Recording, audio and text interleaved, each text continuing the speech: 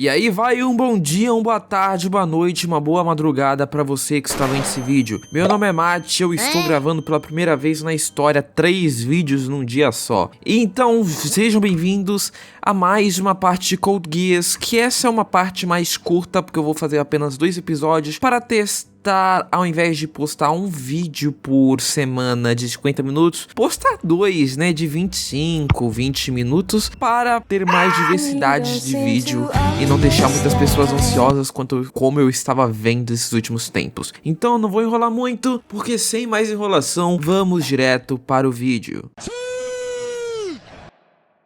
E bem, após tudo que ocorreu no episódio anterior, não é surpresa que não somente a Shirley, como também o Lelouch estivessem com a mente completamente confusa e quase destruídas. E o Lelouch, no enterro inteiro do pai dela, ficou calado. Quem estava ali também eram os membros do conselho estudantil, com a Millie a confortando, pedindo para que, se ela tivesse algum sentimento ainda guardado, que ela pusesse para fora o quanto antes, porque se ela continuasse a guardar esse sentimento, ele iria se acumular até explodir em alguma hora, o que seria muito pior do que se ela apenas extravasasse eles de uma vez por agora. E o Suzaku fica realmente revoltado com o resultado que aconteceu por causa de Zero continuar com esse método de obter resultados não importando o meio. E ouvindo o Suzaku dizendo isso, a Shirley fica meio incomodada, porque ela acha que meio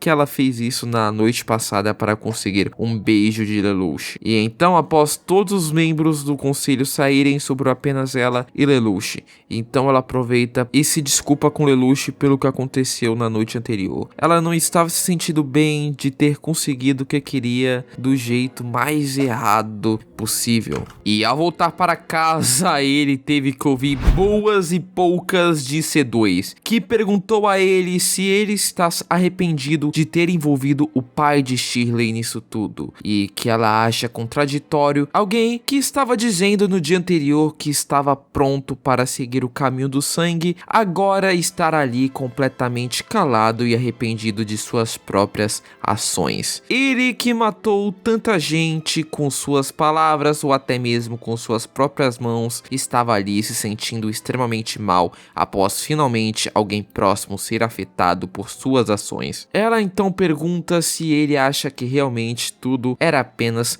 um joguinho, mas tem certeza que no fundo o Lelouch sempre soube que diversas pessoas morreram e morreriam por sua causa. Pessoas essas que não eram simples NPCs de joguinho, elas possuíam uma vida e tinham familiares esperando por eles, como era o pai de Shirley. Ele era alguém que se dizia determinado, mas que agora está hesitando somente por causa de suas emoções, esta que estão atrapalhando como resultado de um simples beijo que ele sofreu. E isso tudo mostrava que ele era apenas um garoto que se achava o mais inteligente de todos, mas que na verdade estava escondido em uma máscara de alguém capaz de fazer ações grandiosas e milagrosas. Em sua visão, nessa altura do campeonato, Lelouch não tinha mais o direito de hesitar ou sentir pena das pessoas. Ele precisava continuar em frente e finalizar o que havia começado.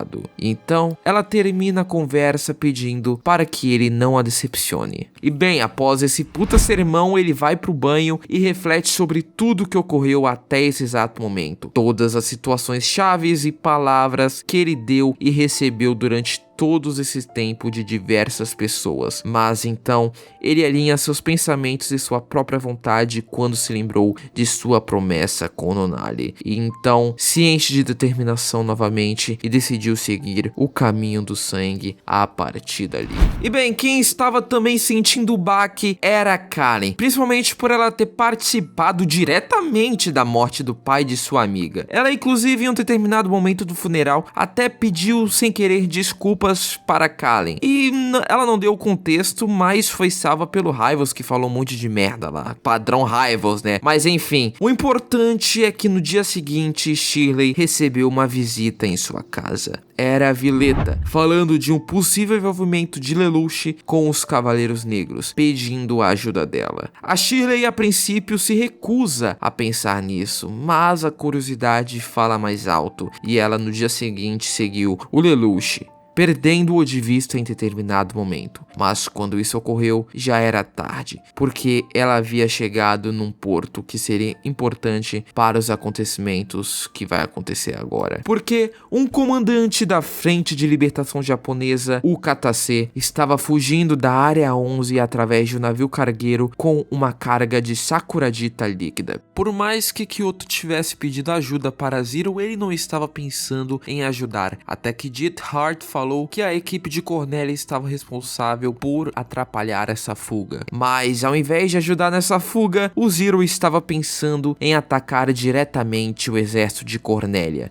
Enfim, vamos falar finalmente do lado de Britânia, porque aquele Dalton, um dos generais das forças de Cornelia, pediu a presença do Suzaku diretamente nessa situação, mesmo ele sendo japonês. O papel que lhe foi dado era ficar na costa daquele porto, aniquilando as forças remanescentes do fronte, já que Katase era o único que realmente Britânia queria capturar vivo, e isso era um óbvio teste para testar a lealdade de Suzaku. Mas aí que é o pulo do gato, porque aí vai o questionamento. O objetivo do Suzaku era mudar a Britânia por dentro. Para ele fazer isso, ele precisaria passar por esse teste. Mas isso não colocaria o Suzaku contra os seus próprios princípios? Já que tanto criticou o modo operante de Zero em não se importar do caminho para o resultado, ele não estaria fazendo o mesmo aniquilando aquelas pessoas que só queriam fugir? E antes da operação acontecer, a Karen vai falar com o Zero sobre os seus motivos. Ela estava achando que estava fazendo tudo pela justiça, mas que agora está em dúvida se realmente vão mudar o mundo com o que estão fazendo após derramar tanto sangue. O Lelouch diz que o mundo pode sim ser mudado e eles devem continuar em frente, não apenas por eles mesmos, mas pelo sangue derramado por eles, tanto de soldados, tantos de civis. Eles não podem hesitar nessa altura do campeonato. Para que esse derramamento de sangue não seja em vão, mais sangue ainda deveria ser derramado até que finalmente conseguissem alcançar o seu objetivo. Porém, ele entende o lado emocional de Karen agora, falando que se ela quiser parar com isso, essa era a hora certa, que ele entenderia se ela largasse tudo ali e não a julgaria, mas ela garante que não vai parar ali, e então ele a agradece por continuar seguindo no grupo. Mas enfim, a operação de Cornelia finalmente começou, e o plano era o seguinte: alguns Nightmares aquáticos iriam atacar o navio com todo cuidado para não explodir aquela Sakuradita líquida, para depois invadirem o navio para a captura do Katase, enquanto os que ficaram na costa atiravam nos remanescentes. E após meia dúzia de baixas, o front manda num canal aberto de rádio que eles rendiam, mas Britânia não se importando e pede para todos continuarem naquela aniquilação. E aqui eu confesso que eu não entendi muito bem se o Suzaku continuou a atirar mesmo assim, mas tudo leva a crer que sim, ainda mais pela reação de abismado de ir contra seus próprios princípios que o Suzaku estava tendo naquele momento. E bem, o que eu poderia dizer do plano do Lelouch nessa operação é que ele foi um completo filho da puta, tá? Ele tava enrolando para começar o resgate justamente porque ele não tava nem aí para aquele general. Ele estava apenas esperando o momento que os Nightmares aquáticos invadissem o navio para o explodir com uma bomba que ele mesmo plantou. E foi mais filha da puta ainda porque ele disse para os cavaleiros como se eles tivessem feito esse sacrifício por livre e espontânea vontade, mas que claro não era, falando que o sacrifício foi para criar uma oportunidade para eles atacarem Cornelia. Os Cavaleiros Negros caíram como patinho e começaram o ataque, menos o Diet Hard, que sacou na hora o que Zero estava fazendo e achou o máximo show que ele estava fazendo. O Suzaku também havia percebido o que o Zero fez, e a operação começou com ele mandando o navio como bait em uma das costas que ficava ali perto. Enquanto isso, com outro navio, ele invadiu a costa que estava mais perto de Cornelia junto com diversos Nightmares, indo ele e a Kallen daram checkmate nela, não deixando nem Cornelia ligar o Nightmare dela direito e já a atacando. E na hora que ele conseguiu a encurralar, o Lelouch se distraiu, pois viu uma leitura de calor ali perto e percebeu que era a Shirley vendo tudo o que estava acontecendo. E para piorar, ele não conseguiu nem processar essa informação porque o Lancelot chegou na hora e Zero obviamente não teria chance alguma lutando contra ele. E depois de uma mini luta entre os dois, o Zero tentou fugir e então ejetou de seu Nightmare. E como ele fez isso de uma maneira tão bruta, ele acabou perdendo a consciência no processo. E só não foi pego pelo Lancelot porque a Kallen lutou contra ele a partir dali. E bem, a Shirley então foi até o local onde Zero estava desacordado e vê que na realidade a real identidade de Zero era Lelouch, ficando chocada com isso, pegando a arma de Zero e apontando para ele, mas não conseguindo atirar. Porém, não era somente ela que estava naquele local, pois Violeta havia a seguido em silêncio e estava planejando entregar o Lelouch para ganhar status no exército. Mas a Shirley não queria isso, e estava extremamente perturbada com tudo que estava acontecendo e ao mesmo tempo não queria perder o Lelouch ali. E então, ela sem pensar direito, atira em Violeta e jogou o seu corpo na água, fugindo logo em seguida. E após um tempo, a C2, que estava tendo um pensamento interessante que eu vou falar daqui a pouco, resgatou o Lelouch e os dois ficam encucados do que aconteceu ali antes da sua chegada, pois além do Lelouch ter perdido a sua arma, havia uma poça de sangue imensa ali no local, mas nenhum corpo perto. E então a C2 pediu para o Og no rádio dar a ordem de retirada, pois continuar nessa operação seria suicídio, o que deixou o Og encucado porque não era uma ação muito frequente do Zero bater em retirada, né? Esse simples fato faz o Lelouch ficar muito, mas muito preocupado do seu rosto ter sido vazado para, ao mínimo, 2 pessoas que estavam naquela cena. E então ligou para o Suzaku para testar a sua reação, percebendo assim que não havia sido ele ou ninguém do exército que tinha flagrado ele naquele momento, restando somente uma suspeita em sua lista, quem ele viu de relance naquele cais naquela hora, a Shirley. Mas ele também havia mandado fazer um teste de sangue no local e também investigou se sua arma estava no mercado negro, o que não estava. E quem estava refletindo sobre as ações de Zero no cais era o Og, que percebeu que o Zero estava completamente diferente naquela noite, e enquanto isso ele percebeu que havia uma pessoa toda ensanguentada no meio das pedras daquele porto. E então quando ele foi resgatar, ela estava falando alguma coisa sobre a identidade de Zero, enquanto delirava em seus pensamentos. Enfim, o Lelouch e a C2 vão investigar o quarto de Shirley, não encontrando muitas coisas relevantes lá, a não ser várias fotos de Lelouch que ela tinha escondida guardada. E a única pista que eles acharam era um local que havia marcado em Narita num livro de locais a se visitarem, que ele e a C2 vão então até lá para tirar essa dúvida que ele estava tendo. E antes de prosseguir, eu devo dizer rapidamente sobre o que ocorreu com Britânia após essa operação do Zero, porque após mais uma vez sendo quase capturada, os soldados percebem que Zero não tinha raiva apenas de Britânia, mas também da família real, e por causa disso estavam planejando fazer uma guarda real em volta de Eufêmia para a protegê-la. Eufêmia é essa que ainda continuava pensando sobre o seu encontro com Zero, e por falar em Eufêmia, tinha uma certa pessoa que queria ver ela, e eu tô com medo do que seria esse encontro. Mas vamos voltar para o modo sério, pois a Shirley estava no local em Narita refletindo sobre tudo o que havia acontecido, até que aquele cara misterioso que eu citei no vídeo anterior apareceu do nada, e eu só estou chamando ele de cara misterioso porque além de não revelar o nome dele ainda no anime até agora, eu também não lembro, tá? Enfim, dizendo saber de tudo, desde o Lelouch a ter enganado até ele saber que o Lelouch era o Zero, e começou a atacar com palavras certeiras a mente de Shirley, como por exemplo, que a mesma boca que a beijou foi quem deu a ordem de matar o pai dela, que tanto Shirley quanto Lelouch precisavam ser punidos pelos seus pecados. E esse cara também sabia de tudo que ocorreu na noite passada e foi ainda mais fundo, dizendo que ela também se beneficiou da morte de seu pai para dar um beijinho em Lelouch, exagerando a própria tristeza para que ele sentisse pena dela, e ela se aproveitou disso para não perder Lelouch para outra garota que ela sabia que gostava dele. O seu ponto era que ele queria que tanto ela quanto Lelouch pagassem pelos seus pecados num joguinho de punição. E bem, quando Lelouch chegou naquele local que ela estava, ele não a encontrou, e então ele e a C2 se separam para tentar a encontrar, até que do nada ele recebeu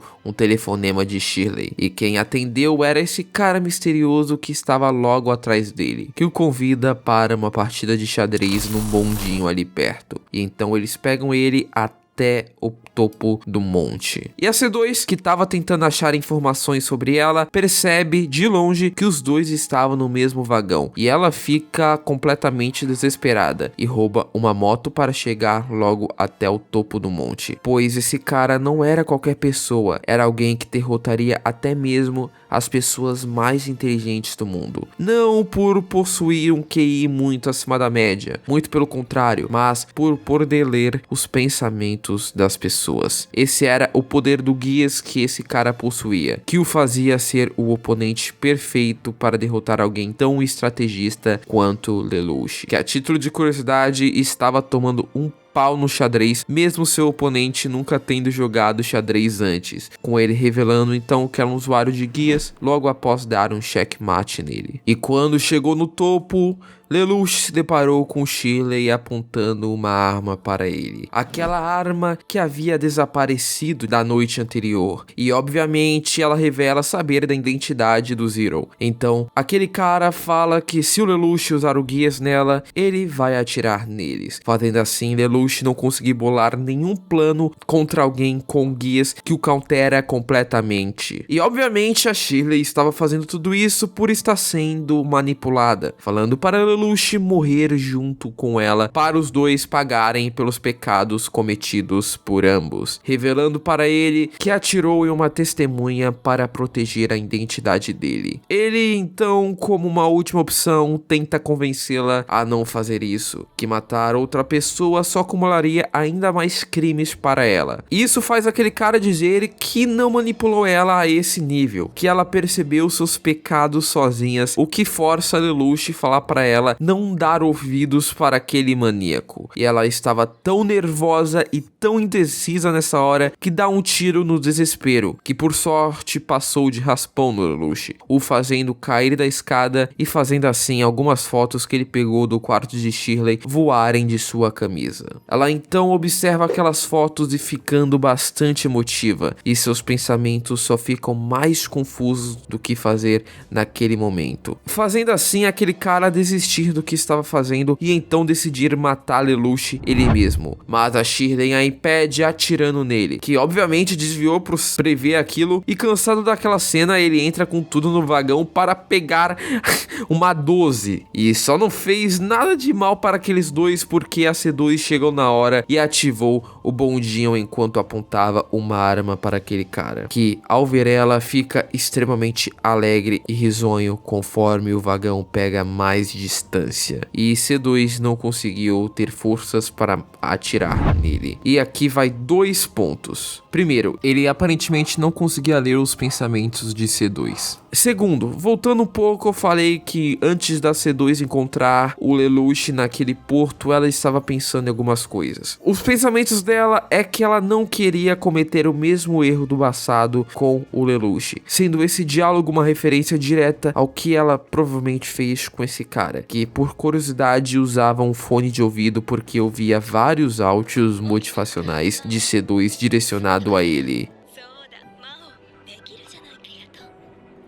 Então tá, né? Esse cara tinha uma dependência emocional absurda na C2. Enfim, após isso tudo, a Shirley desabou nos braços de Lelouch, que a abraça enquanto ela desabafa do que fez. Então Lelouch tenta a convencer que a culpa é totalmente dele para as coisas chegarem nesse ponto, e que perdoa ela por tentar matá-lo, entendendo completamente os sentimentos que ela estava sentindo naquele momento, e dizendo que irá carregar os pecados dela junto com ele. E em uma cena bastante emotiva com uma soundtrack sensacional, ela diz que só queria que ele fosse gentil com ela, mesmo que o pai dela tenha morrido. E ele diz que então tentará fazer ela esquecer de tudo que aconteceu, e mesmo contra a decisão e a vontade dela, que não queria de jeito nenhum que ele fizesse isso, ele usou seu guias e a faz esquecer de tudo relacionado a ele, inclusive da amizade e sentimentos que os dois cultivaram por tanto tempo com ele antes de cometer esse ato, desejando que os dois pudessem renascer juntos. E bem, após essa cena tão bonita, vemos uma de quebrar o coração dela após isso tudo, visitando o memorial das vítimas de Narita e vendo Lelouch a observar, completamente alheia sobre quem ele era. Então Lelouch diz para ela que estava naquele local não por perder um familiar, mas